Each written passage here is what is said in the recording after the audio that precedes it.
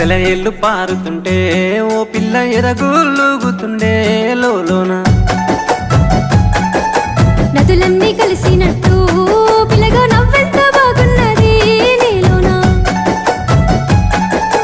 గాజుల సప్పులు గలుగల్లు మోగంగా గజ్జెల పట్టీలు గంతేసి ఆడంగా వరిగడ్డి మోపు ఎత్తి ఓ పిల్ల వయ్యారి నడుము పవే